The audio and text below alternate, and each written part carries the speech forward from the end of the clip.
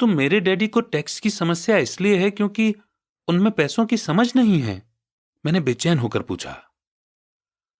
देखो, पैसे से अपने लिए काम कैसे करवाया जाए, टैक्स तो उस एजुकेशन का सिर्फ एक हिस्सा है। आज तो मैं सिर्फ ये देखना चाहता था कि तुम में अब भी पैसे के बारे में सीखने की गहरी इच्छा बची है या नहीं। ज्यादातर लोगों में सीखने की गहरी इच्छा नहीं होती। वे स्कूल जाना चाहते हैं, कोई बिजनेस सीखना चाहते हैं, अपनी नौकरी में मजे करना चाहते हैं और ढेर सारा पैसा कमाना चाहते हैं। एक दिन वे तब जागते हैं जब उनके सामने पैसे की समस्या आ जाती है, और तब वे काम करना बंद नहीं कर सकते। पैसे के लिए काम करने की यही कीमत होती है, और उन्हें यह कीमत चुकानी ही पड़ती है। अगर वे पैसे से अपने लिए काम करवाना सीख लेते तो उनके सामने यह समस्या कभी नहीं आती। तो तुम में अब भी सीखने की, जानने की इच्छा है? अमीर डैडी ने पूछा। मैंने हामी में सिर हिलाया। अच्छा, अब काम पर वापस जाओ और इस बार मैं तुम्हें बिल्कुल सैलरी नहीं दूंगा। क्या? मैंने हैरान होकर पूछा। तुमने सही सुना है, सैलरी बंद। तुम हर शनिवार 3 घंटे उसी तरह काम करोगे, पर इस बार तुम्हें 10 सेंट हर घंटे के हिसाब से सैलरी नहीं मिलेगी। तुम्ही ने तो कहा कि तुम पैसे के लिए काम करना नहीं सीखना चाहते, इसलिए मैं बदले में तुम्हें कुछ भी नहीं दूंगा। मुझे अपने सुने हुए शब्दों पर भरोसा नहीं हो रहा था।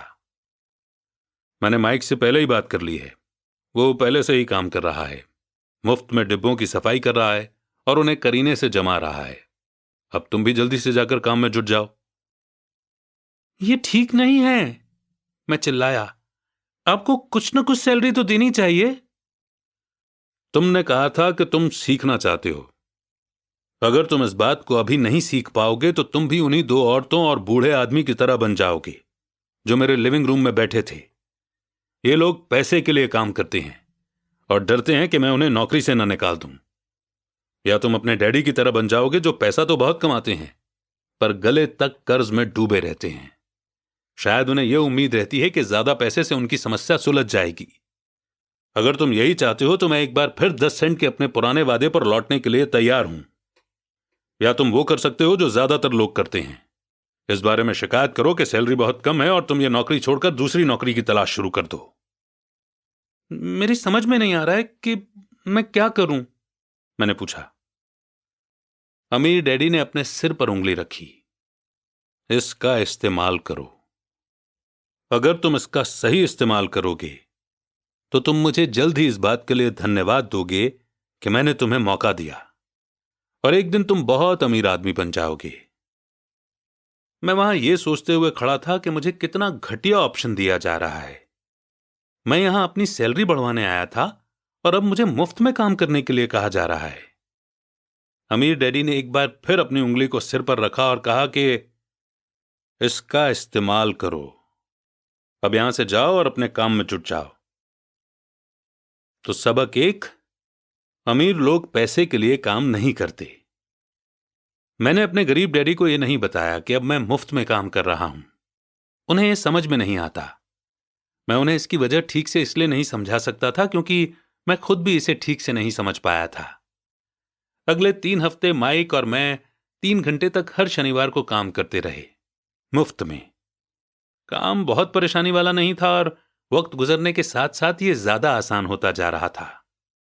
मुझे अफसोस था तो बस अपने छूटे हुए बेसबॉल गेम्स और कॉमिक्स का। अब मैं उनका मजा नहीं ले सकता था। तीसरे हफ्ते दोपहर में अमीर डैडी आए। हमने उनके ट्रक के पार्किंग में आने की आवाज सुनी। वे स्टोर में घुसे और उन्होंने मिसेस मार्टिन को गले लगाकर हेलो कहा। स्टोर में क्या चल रहा है यह जानने के बाद वे आइसक्रीम फ्रीजर के पास गए।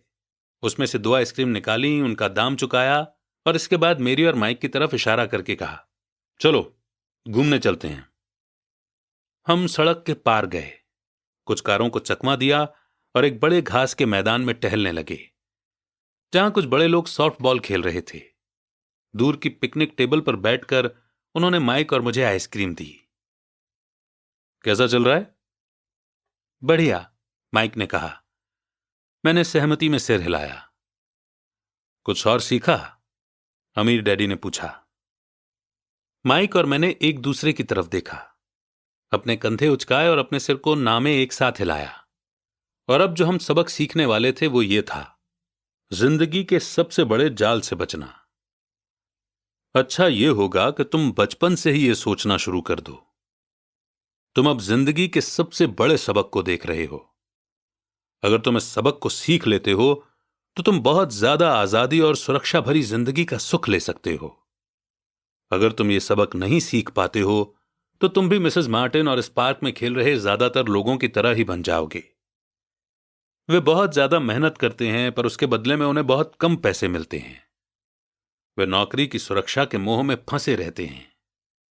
हर साल मिलने वाली 3 हफ्ते की छुट्टियों और 45 साल तक काम करते रहने के बाद मिलने वाली थोड़ी सी पेंशन का सपना देखते रहते हैं। अगर इस तरह की जिंदगी जीने में तुम्हें सुख मिलता है तो मैं तुम्हारी सैलरी बढ़ाकर 25 सेंट हर घंटा कर सकता हूं। पर ये लोग अच्छे लोग हैं और मेहनती भी हैं, फिर आप उनका मजाक क्यों उड़ा रहे हैं? मैंने पूछा। अमीर डैडी के चेहरे पर मुस्कान आ गई। मिसेस मार्टिन मेरे लिए मेरी मां जैसी हैं। मैं इतना कठोर नहीं हो सकता कि उनका मजाक उड़ाऊं। ये कठोर लगता जरूर है क्योंकि मैं तुम दोनों के सामने सिचुएशन साफ करना चाहता हूं, और वो भी आसान शब्दों में। मैं तुम्हारे नजरिए को बड़ा करना चाहता हूं ताकि तुम कुछ आगे भी देख सको, दूर तक देख सको।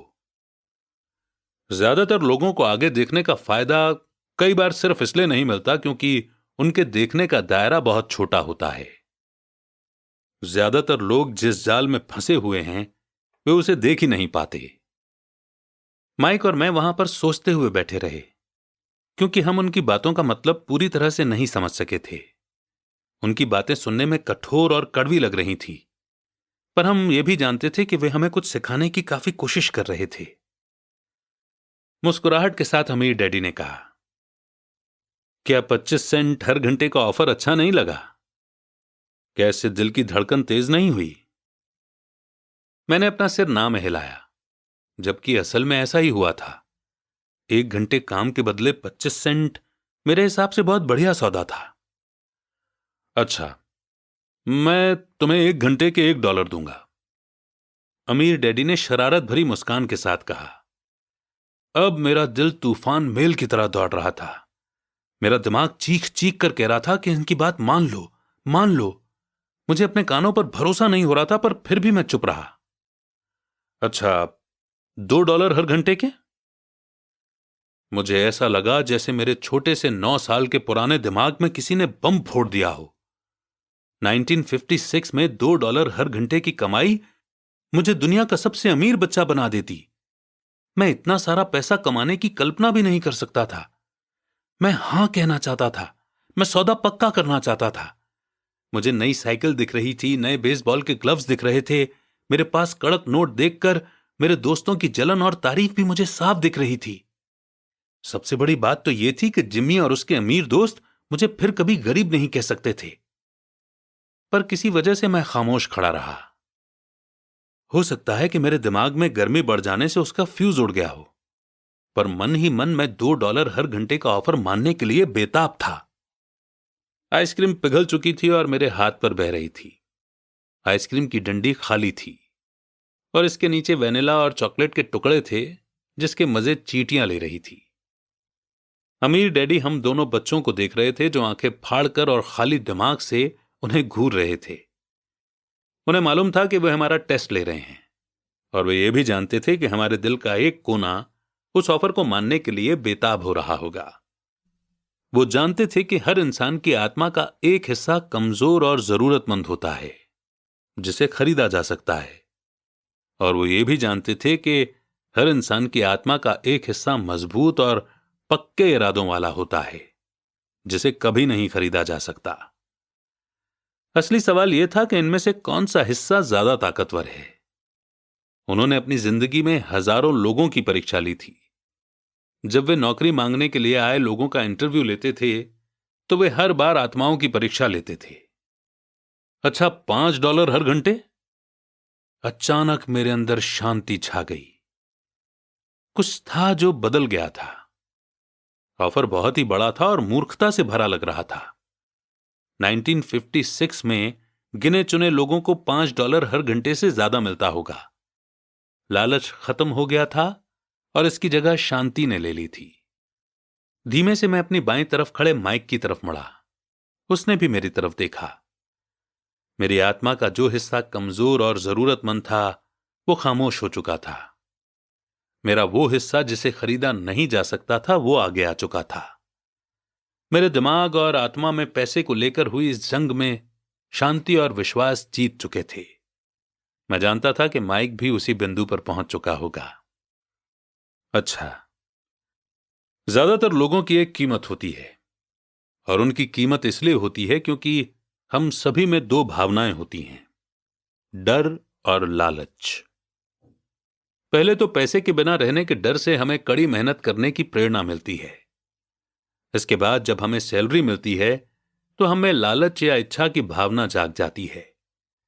पैसा होने पर हम उन बढ़िया चीजों के बारे में सोचने पर मजबूर हो जाते हैं जो उस पैसे से खरीदी जा सकती हैं।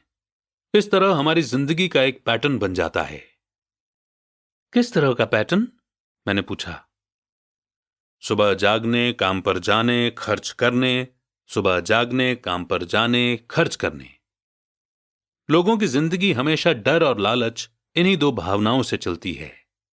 उन्हें अगर ज्यादा पैसा दे भी दें तो वे इस पैटर्न पर चलकर अपना खर्च बढ़ा लेंगे। इसी पैटर्न को मैं चूहा दौड़ यानी कि रैट रेस कहता हूं। क्या कोई दूसरा रास्ता भी है? माइक ने पूछा। हां, अमीर डैडी ने धीमे से कहा, पर इसे बहुत कम लोग खोज पाते हैं। और वो रास्ता क्या है? माइक ने पूछा। उसी रास्ते को तुम लोग काम करते हुए और मेरे साथ सीखते हुए खोज लोगे। मैं यही उम्मीद करता हूं। इसी कारण मैंने तुम्हें पैसे देना बंद कर दिया है। पर इस बारे में कोई हिंट तो दीजिए, माइक ने कहा। हम लोग मेहनत से काम करते करते थक चुके हैं, खासकर तब जब इसके बदले में हमें कुछ नहीं मिल रहा है। पहला कदम तो यह है कि तुम लोग सच बोलो, अमीर डैडी ने कहा। हम लोग झूठ नहीं बोल रहे हैं, मैंने कहा। मैंने कब कहा कि तुम लोग झूठ बोल रहे हो? मैं तो यह कह रहा हूं कि सच्ची बात कह देनी चाहिए, अमीर डैडी ने जवाब दिया। किस बारे में? मैंने पूछा। इस बारे में कि तुम लोगों को कैसा लग रहा है।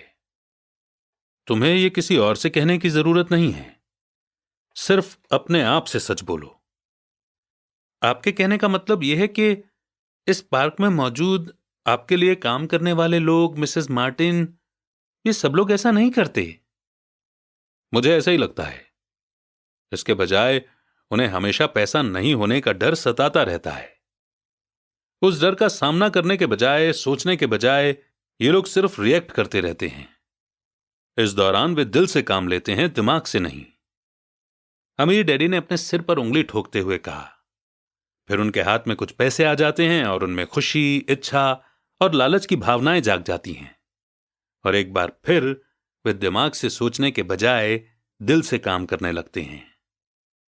तो वे दिल से यानी अपनी भावनाओं से सोचते हैं, माइक ने कहा। बिल्कुल ठीक। वे इस बारे में सच नहीं बताते कि उन्हें कैसा लग रहा है। वे अपनी भावना से काम करते हैं और दिमाग से सोचने का कष्ट नहीं उठाते। उन्हें डर लगता है कि वे नौकरी करने जाते हैं और आशा करते हैं कि ज्यादा पैसा आने से उनका डर दूर हो जाएगा, पर ऐसा नहीं होता है। वही पुराना डर उन्हें फिर से सताने लगता है। वे फिर से नौकरी करने जाते हैं और फिर आशा करते हैं कि पैसा उनके डर को कम कर देगा, पर ऐसा नहीं होता। डर के कारण ही वे नौकरी के जाल में फंसे रहते हैं। पैसा कमाते हैं, काम करते हैं, पैसा कमाते हैं और आशा करते हैं कि डर से उनका पीछा छूट जाएगा। पर हर रोज जब वे उठते हैं तो उनका पुराना डर भी उनके साथ उठता है। वही पुराना डर करोड़ों लोगों को रात भर जगाता है और उनकी रात बहुत चिंता और परेशानी में गुजरती है।